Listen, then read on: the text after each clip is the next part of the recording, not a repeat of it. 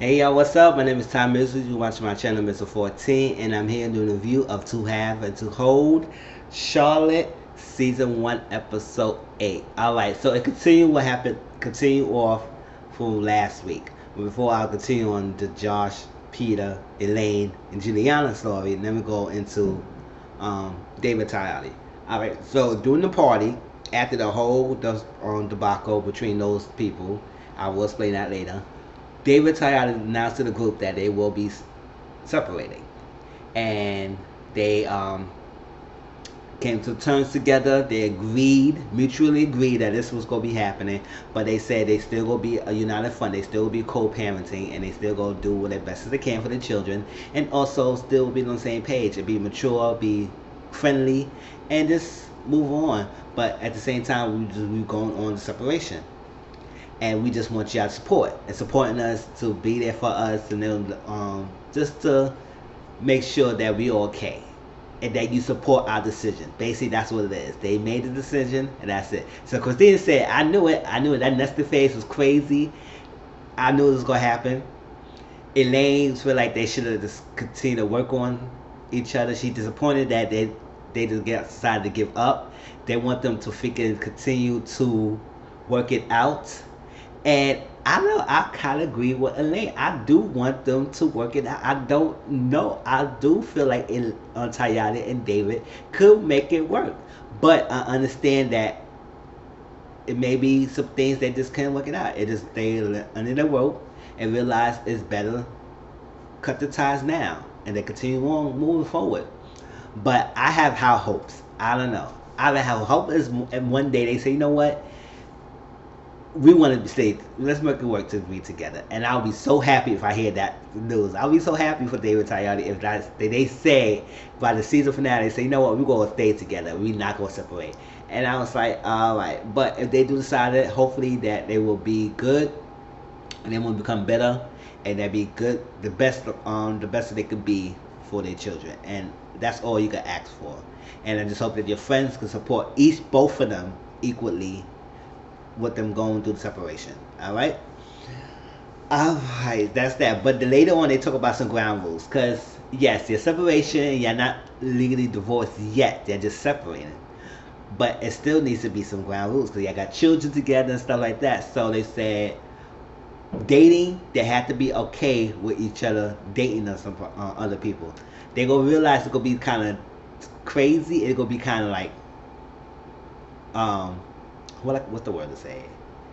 It's gonna be kind of maybe feel weird that they uneasy or weird that they feel like their partner is dating something like that. It's gonna make them feel uncomfortable in some sense. It's like, oh wow, I don't know if I could be ready for this to happen, all that stuff. But they understand that they need to start dating and be also and live their life. They cannot be stuck and say, "Oh, we separation, but I don't want you dating nobody. I don't want you to do this." I said, you can't do that. You can't tell them what they can and cannot do after you do separation. But Instagram was just like, if you do decide to date someone, they cannot come to the house, and they both had to agree to that. And they say, all right, they both had to understand that. I say, listen, where we date outside the house. They cannot come inside the house where we have our kids at. And I agree with that. I mean, that's a standard basic rule that I could agree with as well. So I understand that good rule. And basically say they cannot date any close friends they know of, like any exes and stuff like that on people part of the group. That'd be somebody who not associated with the group or the friend circle that they could date. And they say they can't agree with that. And Tyler used to say, he said, all that chicks who trying to get with you and I was with me and all that stuff like that, and I knocked them out the box, you can't get with them. They ain't had you the first time, they're not gonna have you the second time. And that was cool. And I was like, oh shit. And I was like, all right, that was that. So hopefully they can work it out and they stay true to the thing. It's still gonna be some emotional thing going on because they still fresh into the separation or going to separation. So like I said, I just hope that they turn their mind and say, you know what, realize that we can work this out. And I have high hopes.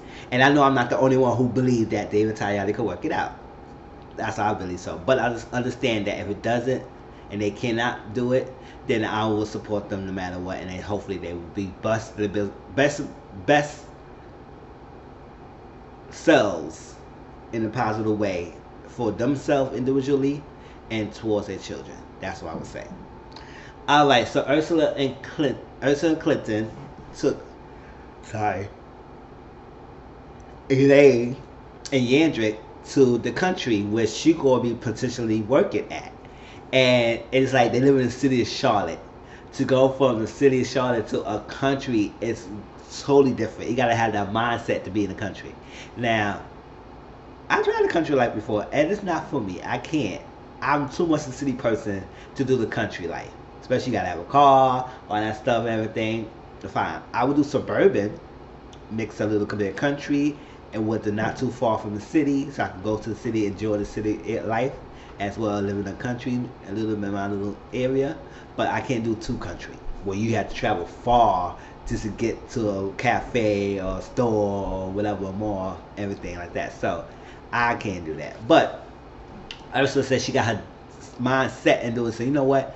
I'm gonna make this work. This is gonna happen, and this is that. So Lane and it's like too out of the country. This is too much. I don't know why she do that. I hope she just changed her mind and stuff. And it was hopefully that Ursula will change her mind when she actually come up to this earth. But in this country area and see how it is, especially when she's vegan and they ain't gonna really have much of her stuff. So how she gonna make this work? She said, I'm gonna be having a luxury apartment, country luxury apartment, all that stuff. And I'm gonna do what I have to do. I said, oh, country luxury apartment in the freaking country area. I hear that. But Ursula is still set. She's like, nothing gonna be to sway her in doing this. And I feel like this is your dream. This is what you gotta do. You gotta do something to better yourself. Like I said, I'll support that.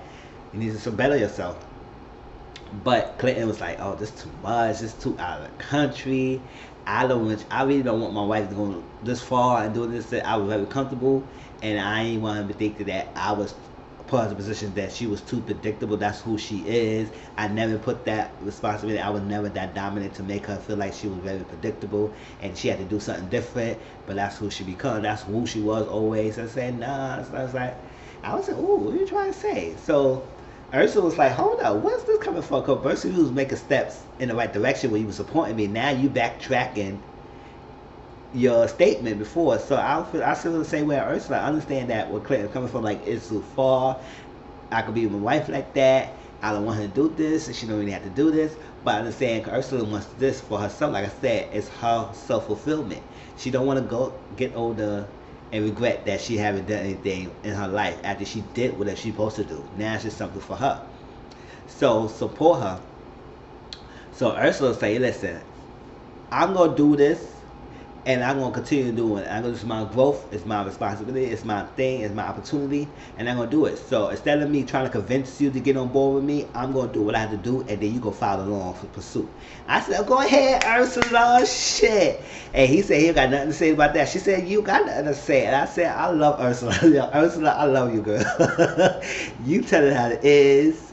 Like, you very fair. You tell it how it is, and you say your words. Like, you don't have to curse. You say what you have to say. We're not even cursing to get your point across. It's to basically say, listen, I'm going to do me. You follow suit.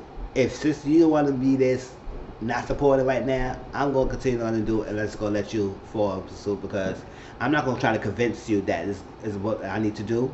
So I'm going to do it for myself, and then whether you get on board or not, then it's on you. So he said, ain't got nothing else. I said, yeah, that's it. And then like that, end that conversation. That ended that conversation right then and there. I said, go ahead, Ursula. All right. So they was like, she gonna be doing that for the week, and then the weekend she'll be coming back home and staying the weekend with Charlotte. But she said her husband, Clinton, could work anywhere, so he could come stay with me sometimes and do the weekend, come visit me in the week, so like that. So we gonna make this work. All right. So that was that. Okay. We had Daryl and Christine. Went out to do cake tasting, and for her birthday party, she turned 37 years old, another year older than she mind herself. Like she said, she don't mind telling her age, and I said I feel the same way. It's like I don't mind telling people my age. I'm 33 years old. Like I don't look 33, but I'm 33 years old. But I was like I still look like a fucking teenager. People still think I'm a teenager. Or you're so young, and I was like, oh, 33. They said you 33. They be so shocked sometimes too. I said, yeah, I am. But That's gonna show. Take a good care of yourself.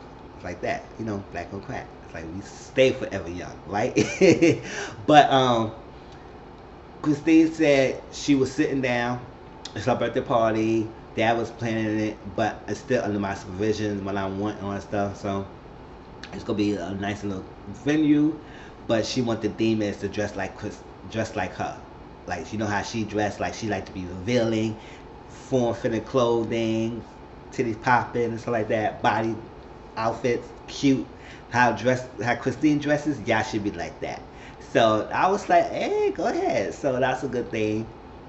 And she said she did thought about what Jacinda told her about, so she gonna go to the doctor see if she's fertile and everything. And she's good. She got enough eggs to get pregnant. Even though she still don't know if she ready to be the mother or to carry a child, but she gonna take the steps just to be the safe side to know that I'm okay. So if I decide to do try it, then I'll be all right. But there's a lot of things going on. We could do in vitro, IVR, IVF, or something like that. But I don't know. She said she don't know about that, but she just gonna take the first step and go to the doctor and see if she can get herself checked out. He said he glad that Christine is taking the steps to the possibility that she wanted children and making sure she's okay. But I'm not gonna say anything else. I said, yeah, don't say anything else. Don't say anything else. Like I said, I still feel like Christine really don't want a kid at all. But for her husband, she know her husband wants a children. Then she just gotta make sure she could protect herself and make sure she's ready, and also if she's healthy enough, or she be able to carry, or other alternatives if she can't. Right, so we'll see. Hopefully, one next season we get another season. Hopefully, we'll see that she's pregnant, right, and she having a kid, and they be happy. It'll be great, right? So, Christine's birthday party. It was nice. She came in a nice little white dress, like Christina naturally. And the gift thing came in, and it was like the 10-piece. I was like, oh, 10 pieces. When they say, when I think about 10 pieces, I think about chicken. I said the same thing. Elaine, I was like, 10-piece? That's a weird name to call it. But he said 10-piece is $10,000 worth of gifts. I said, shit. Well, I mean, if I get a call for somebody or something like that, $10,000 worth of gifts, shoot, that is something. But I said it was purses, some shoes, some money, and she was throwing the money in the air like that. I said, bitch, what are you throwing that money for? I would not be throwing that money to be staying right there. So one of the guys was trying to pretend to take the money up and put it in his pocket. It was funny.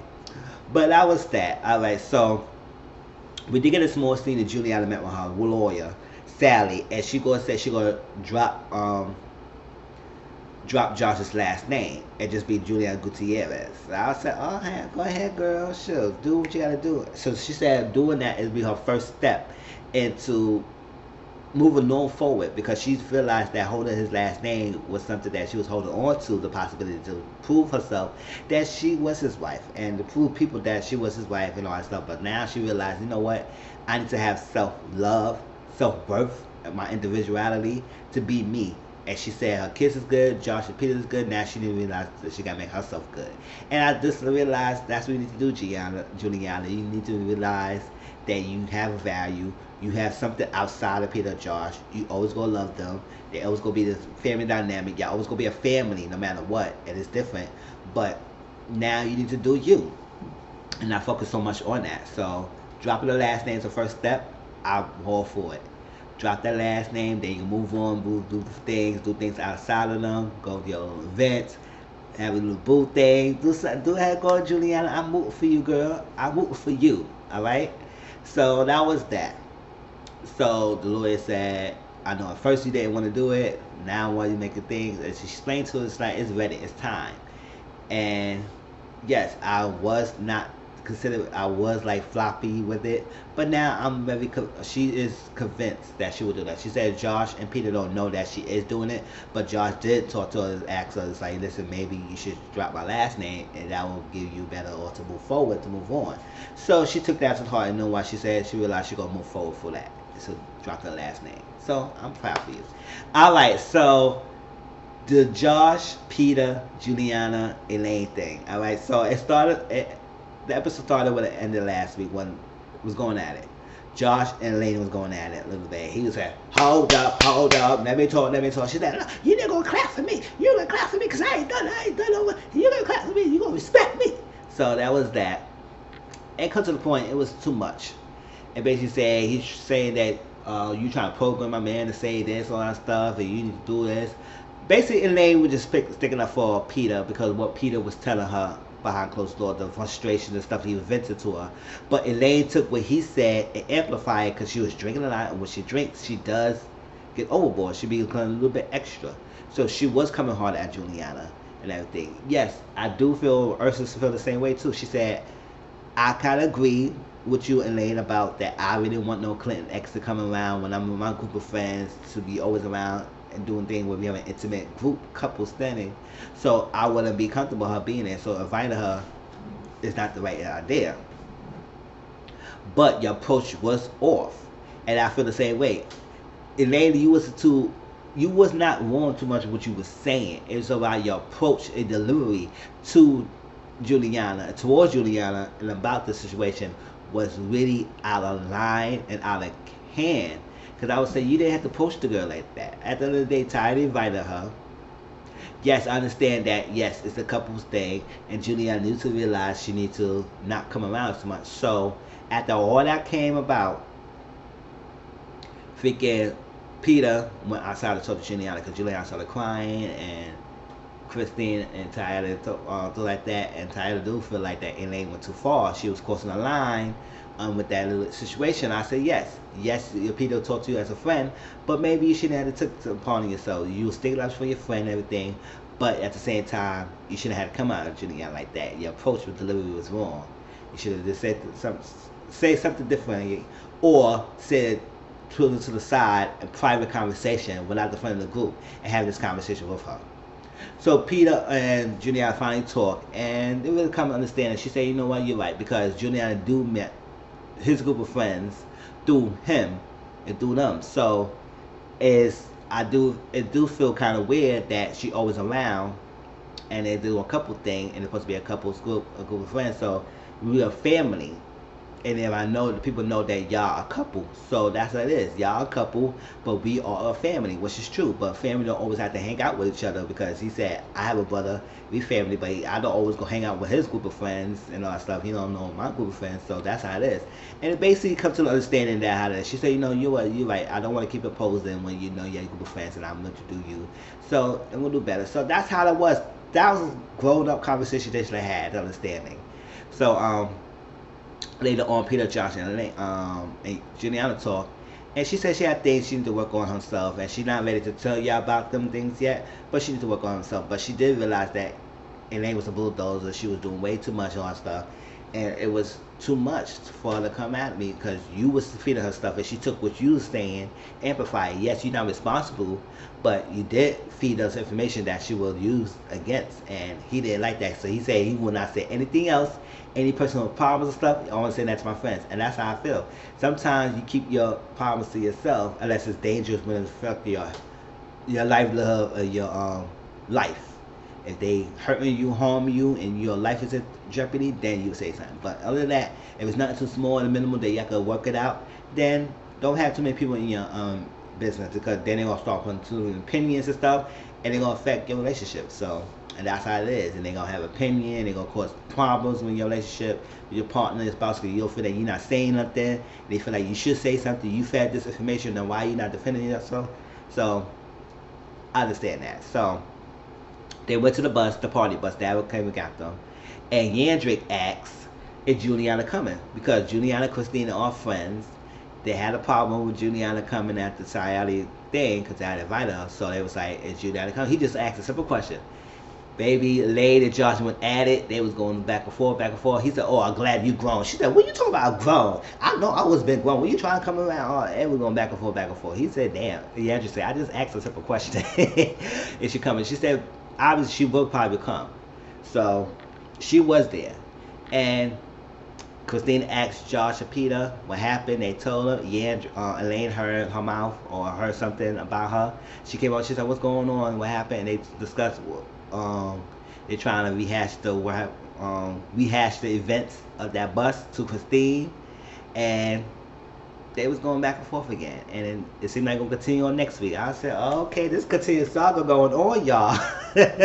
But I'm here for it, y'all. But like again, like I said, I still love To Have a Told because it's really good, and I really enjoyed every episode. Each episode is giving me something new, and I enjoyed it. Alright, please like, comment, subscribe to my channel, and tell me what you feel and what you think about it. And see y'all next week. Alright, peace.